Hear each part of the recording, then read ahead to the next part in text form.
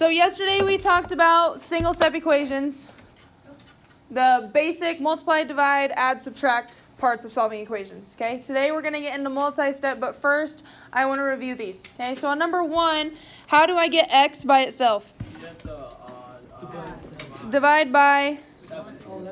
-7, right? Okay, I heard some people say add 7. That's not the first time I heard that today. Okay, what's the relationship between -7 and x? They're multiplying, so we want to do the inverse, which is divide.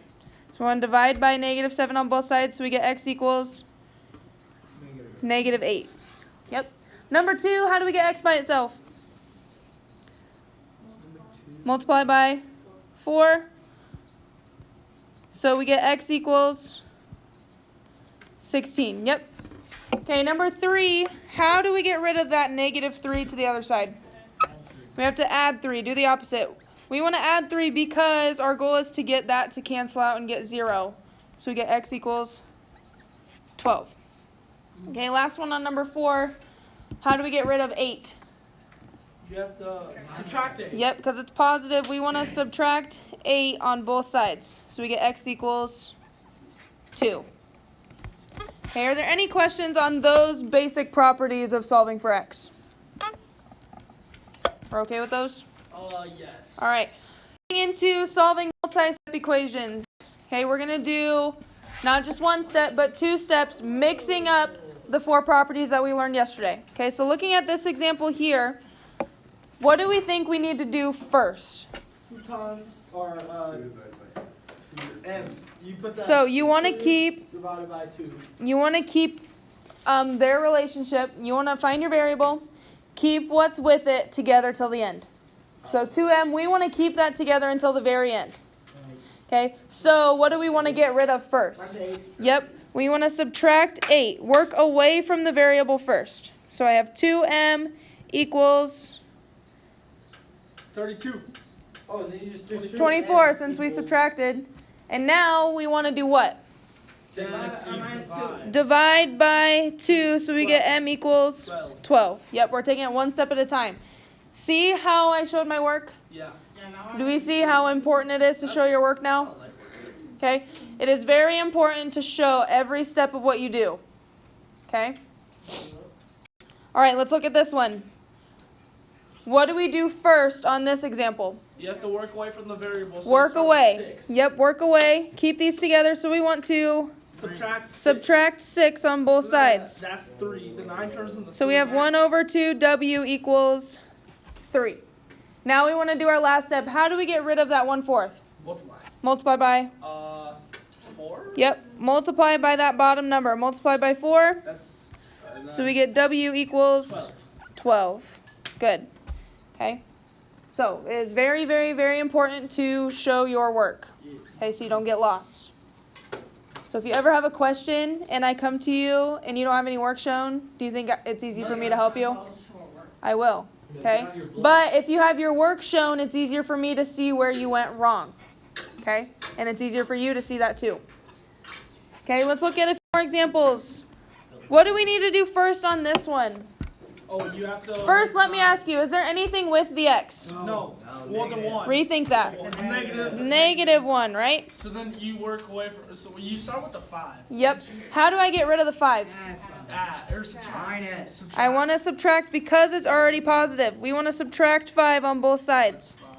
So I have 2. -x equals 2. Okay, my next step, how do I get rid of that negative with the x? You have to divide. Divide by what? X. Or 2.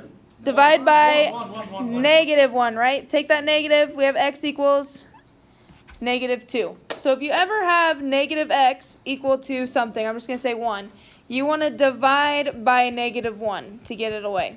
Yeah. Okay? Yep. Any questions on problems that look like that? No, I'm chilling. So you are always going to either divide last or multiply last. Do all the adding and subtracting first. Okay? Let's look at a couple examples that look like this. Okay? What comes in your brain when you see this? I see the parentheses. You see parentheses. How do we get rid of it? Multiply. Distribute, right? 2 times x is 2x. And then we have 2 times negative 2, Negative. negative 4, and then we have that equals 10. Now does it look like something we can solve? Yes. What do we do first? Get 4 out. Add 4. Get 4 away. Add 4.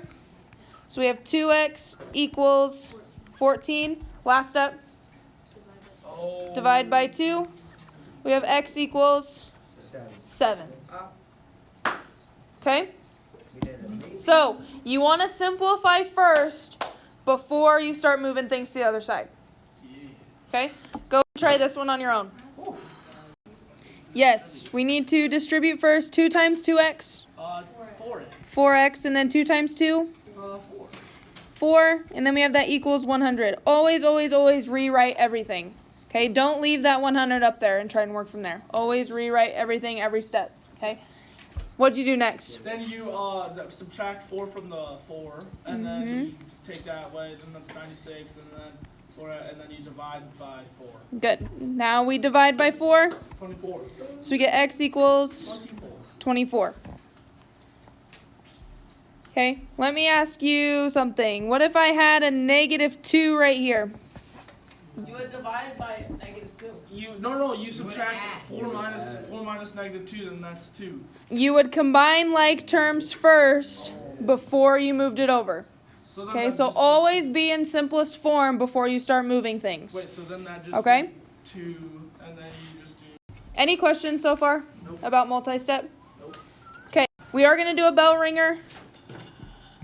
You're just going to do this problem that's in that bell ringer. Exit ticket, thank you.